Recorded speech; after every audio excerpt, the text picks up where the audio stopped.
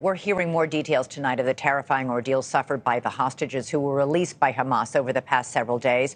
One of the two women freed late yesterday spoke of being beaten by militants and held inside a vast network of tunnels. The two women were among the dozens abducted from the Nir Oz kibbutz on October 7th.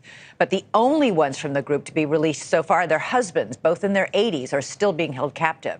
And a mother and daughter, both Americans, were freed last week. These four women, the only hostages to be released of the more than 200 believed held in Gaza. This raising questions as to why Hamas is freeing its hostages so slowly, what the strategy may be at work, and what can be done to get more of them freed.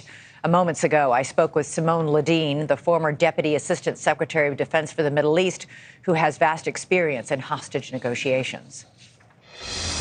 Secretary Ledeen, we heard for the first time from one of the hostages released last night, 85-year-old woman who says she was beaten and forced to walk for miles through underground tunnels. She says her group was separated into smaller groups while they were underground. I know the IDF has specialized technology to deal with these tunnels, but how much does that complicate things, knowing for sure now that these hostages are being separated and spread around and they're all underground?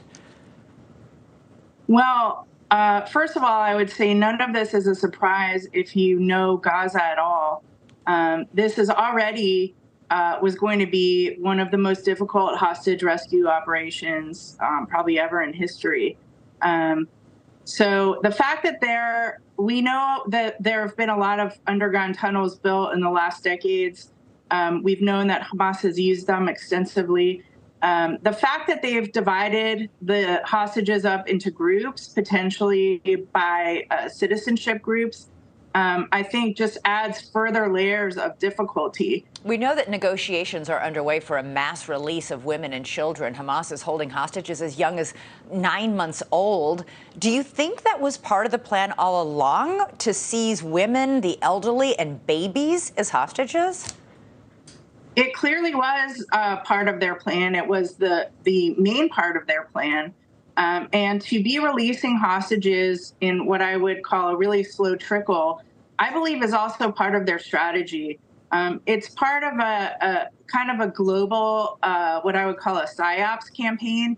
Already, we're hearing a really loud cry for the citizens of Gaza, and a really quieting of many voices talking about the heinous attacks against Israelis on October 7th.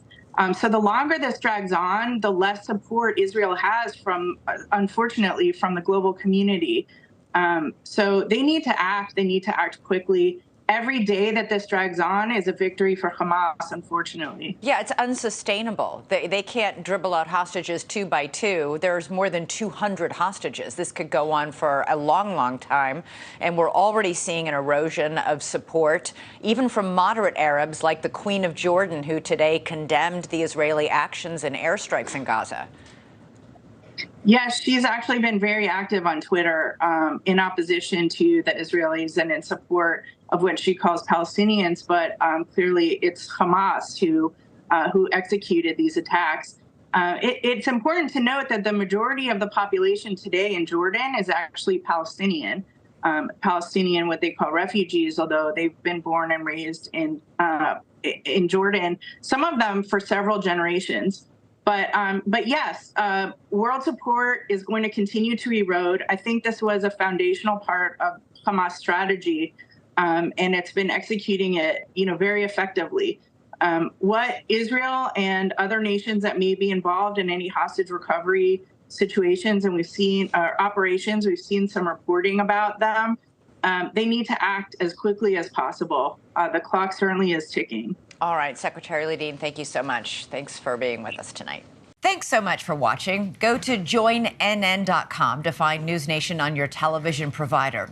And don't forget to click the red subscribe button below to get more of News Nation's fact-driven, unbiased coverage.